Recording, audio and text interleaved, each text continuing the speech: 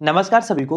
दोस्तों, रसिया की सुरक्षा एजेंसियों ने पाकिस्तानी जासूसी नेटवर्क का एक बहुत बड़ा भंडाफोड़ किया है। जो नेटवर्क सीधे तौर पे पाकिस्तान की खुफिया एजेंसी आईएसआई के लिए काम कर रहा था और ये कोई सामान्य जासूसी कर भी नहीं रहा था। ये एक बहुत ही खास, बहुत ही इंपॉर्टेंट स्ट्रेटेजिक जासूसी थी, जिसका उद्देश्य था सबसे एडवांस, सबसे हाई वैल्यू जो मिलिट्री टेक्नोलॉजी है रसिया में, उसके सीक्रेट्स को चुराना। और इस जासूसी के मिशन का जो सबसे इंपॉर्टेंट टारगेट था, वो हम सबको एज अ इंडियन जानने की जरूरत है, क्योंकि वो टारगेट था S-400 का मिसाइल डिफेंस सिस्टम। सबसे पहले हम ये समझते हैं कि S-400 जो डिफेंस सिस्टम है, ये कोई बस सामान्य हथियार नहीं है। ये भारतीय उपमहाद्वीप में एयर सुपीरियरिटी का एक सिंबल है और यही कारण है कि भारत ने रसिया से S-400 की कई सारी यूनिट्स खरीदी हैं और इसकी तैनाती हमारी सीमाओं पे एक अभेद्य अम्ब्रेला बनाता है। और ये जो S-400 का मिसाइल डिफेंस सिस्टम है ना, ये एक साथ 36 लक्ष्यों को ट्रैक कर सकता है और 400 किलोमीटर तक की रेंज में कोई भी बैलिस्टिक मिसाइल हो, क्रूज मिसाइल हो, फाइटर जेट्स हो, सबको मार गिरा सकता है। इसीलिए पाकिस्तान के लिए S-400 का भारतीय बेड़े में शामिल होना एक तरीके से नाइटमेयर था। उन्हें मालूम है कि इस सिस्टम के ऑपरेशनल पैरामीटर या फिर रडार फ्रीक्वेंसी और जो भी सॉफ्टवेयर कोड है, उसको बिना समझे उनके लिए भारतीय हवाई क्षेत्र में किसी भी हमले को सोचना भी लगभग असंभव जैसा है। और इसीलिए पाकिस्तान का आईएसआई अपने जासूसों को इस स्तर पर रसिया के अंदर इतना डीप भेज के S-400 की टेक्नोलॉजी को चुराना चाहता था। जासूसों का मेन काम था सेंट पीटरबर्ग के आसपास जो भी डिफेंस प्रोडक्शन यूनिट्स हैं, उनसे जुड़े हुए रूसी नागरिकों को लालच देके S-400 के तकनीकी डिजाइन और जो उसका प्रोडक्शन सीक्रेट है, उसको चुराना। और अगर ये सीक्रेट्स पाकिस्तान के हाथ मान लो लग जाते हैं, तो वो ना केवल इसका एक काउंटर मेजर भी तैयार कर सकते हैं, बल्कि इसे जैम करने या इसके रडार को धोखा देने की तकनीक भी डेवलप कर सकते हैं। और ये सीधे तौर पे भारत के डिफेंस एडवांटेज को खत्म कर देगा। और इसीलिए भले ये जासूसी रसिया में हुई हो, पर चिंता की लकीरें भारत के भी माथे पे है। और जो अभी रिपोर्ट सामने आ रही हैं, उसके मुताबिक ये जासूसी नेटवर्क बहुत ही प्रोफेशनल तरीके से काम कर रहा था। सीधे संपर्क के बजाय वो थर्ड पार्टी यानी एक रूसी नागरिक को पैसे का लालच देके इस तरीके की चोरी करवाना चाह रहे थे। ये नागरिक जिसका हाईली सेंसिटिव डिफेंस यूनिट तक पहुंच हो, उसको ये लोग हायर कर रहे थे। और जासूसी का दायरा इतना बड़ा था कि सिर्फ मामला S-400 तक सीमित नहीं था। खबरों के अनुसार इसमें मिलिट्री ट्रांसपोर्ट हेलीकॉप्टर के पार्ट्स के डिजाइन भी शामिल थे। हालांकि भारतीय वायुसेना इनको यूज नहीं करती, हम अब मेनली Mi-17 जैसे जो उन्नत संस्करण है, उसका यूज करती है। लेकिन रसिया की मिलिट्री हार्डवेयर पाकिस्तान के लिए हमेशा से आकर्षण का केंद्र रही है और इस जानकारी को हासिल करके पाकिस्तान इसका उपयोग अपने इंपोर्ट्स या फिर चाइना के साथ जो इनके ज्वाइंट डिफेंस प्रोजेक्ट्स होते हैं, उनमें कर सकता था। अब यहाँ पे सबसे कंसर्निंग बात जो रसिया के लिए है और भारत के लिए भी है, कि आज के दौर में जासूसी का मतलब कोई फिजिकल डॉक्यूमेंट कहीं से चुरा के कहीं पहुंचाने जैसा तो होता नहीं है। एक छोटी सी मेमोरी स्टिक या फिर एक एन्क्रिप्टेड मैसेज के माध्यम से गीगाबाइट में डेटा कुछ ही सेकंड में हजारों किलोमीटर दूर भेजा जा सकता है। इसीलिए पाकिस्तानी जासूस के पकड़े जाने के बावजूद कितना डेटा बाहर भेजा जा चुका है, ये सबसे बड़ा सिक्योरिटी कंसर्न है। पर अगर आप भारत की नजरों से देखो, तो उससे भी बड़ा कंसर्न ये है कि रसिया ने जिस तरीके से इसको हैंडल किया है। रसिया इस मामले में काफी हद तक साइलेंट है। उनका जो मीडिया या कोई सरकारी बाइट बहुत खास नहीं आ रही है और ये चुप रहना दरअसल रसिया का एक डिप्लोमेटिक स्ट्रेटजी है, क्योंकि रसिया मानता ये है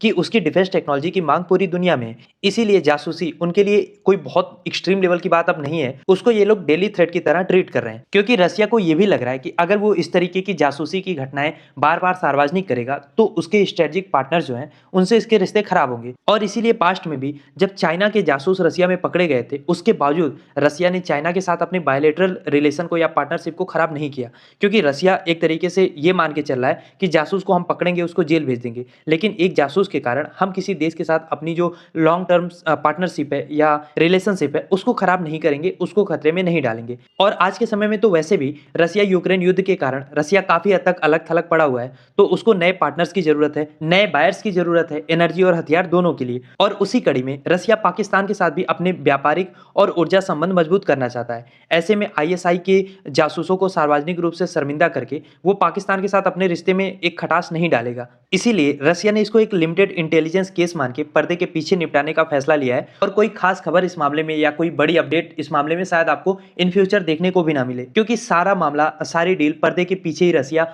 निपटाने की कोशिश करेगा। अब सवाल ये है कि इस जासूसी को आखिर भारत सेंट्रिक करके क्यों देखा जा रहा है। देखिए इसके कई सारे रीजन हैं, हालांकि फिर भी आप कोई ठोस प्रमाण सबूत के साथ नहीं कह सकते। एक परसेप्शन होता है और उसी के बेसिस पे थ्योरीज बनती हैं और उसी आधार पे इस जासूसी के कांड को कहीं ना कहीं ऑपरेशन सिंदूर से जोड़ के देखा जा रहा है। और ऐसा माना जा रहा है कि S-400 की तैनाती की वजह से भारत की जो वायुसेना है वो सीमाओं पे डिफेंसिव और ऑफेंसिव कैपेबिलिटी को बहुत सफलतापूर्वक प्रदर्शित कर पा रही है। और इस संदर्भ में कई रिपोर्ट्स में दावा ये किया जा रहा है कि S-400 की उपस्थिति में पाकिस्तानी वायुसेना को बहुत बड़ा नुकसान पहुंचाया गया। उनकी जो फ्लाइट एक्टिविटी है उसको काफी हद तक डिसरप्ट किया गया। और अगर आप इस परसेप्शन को सही माने तो फिर पाकिस्तान के लिए S-400 केवल एक हथियार प्रणाली नहीं थी, बल्कि उनकी राष्ट्रीय सुरक्षा के लिए सबसे बड़ी बाधा है। इसीलिए उसको काउंटर करने की अर्जेंसी में पाकिस्तान सीधे रसिया की जो मिलिट्री टेक्नोलॉजी है उसको चुराने के लिए प्रेरित हो गया। लेकिन जब आप इसको भारत के एंगल से देखते हैं तो देखो, भारत रसिया का सबसे बड़ा और सबसे रिलायबल डिफेंस बायर है। और जब इस तरीके का जासूसी कांड आता है तो भारत के मन में भी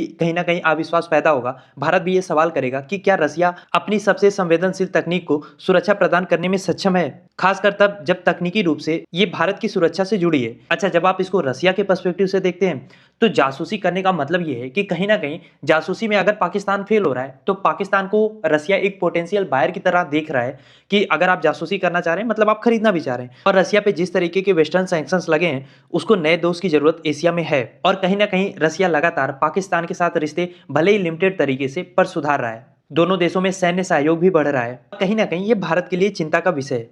इसके अलावा अगर हम बात करें इस जासूसी के पैटर्न को, तो पाकिस्तान से पहले चाइना भी कई बार रसिया में जासूसी कर चुका है, चाहे वो रशियन सबमरीन टेक्नोलॉजी हो या रसिया के फाइटर जेट इंजन चुराने की कोशिश हो। पर रसिया इस मुद्दे को लेके अतीत में भी हाइपर सेंसिटिव नहीं हुआ है और इस बार भी ऐसा कुछ नहीं लग रहा है। पर भारत के लिए यहाँ पे जो सीखने लायक लेसन है वो ये है कि सबसे पहले भारत को केवल रूसी टेक्नोलॉजी पे निर्भर नहीं रहना चाहिए। हमें अमेरिका, फ्रांस और इजराइल के साथ साथ स्वदेशी रक्षा अनुसंधान और विकास पे भी बहुत ज़्यादा निर्भरता बढ़ाने की जरूरत है। किसी एक देश पर अत्यधिक निर्भरता जासूसी जोखिम को भी बढ़ा रही है। और भारत को अब रसिया के साथ अपने इंटेलिजेंस शेयरिंग प्रोटोकॉल को मजबूत करना होगा। हमें न केवल अपनी सीमाओं पर बल्कि अपने सहयोगी देशों की धरती पर भी अपने रक्षा हितों के खिलाफ जो भी कार्रवाई, जो भी जासूसी हो रही है उस पर करीबी नजर रखनी होगी। इसके अलावा भारत को इस मामले में रसिया से कहीं ना कहीं स्पष्टीकरण भी मांगना चाहिए। हमें ये अश्योर करना चाहिए कि भविष्य में रसिया ऐसी घटनाओं को केवल आंतरिक मामला कह के खारिज ना करे, क्योंकि S-400 की सुरक्षा सीधे तौर पे हमारी राष्ट्रीय सुरक्षा से जुड़ी हुई है।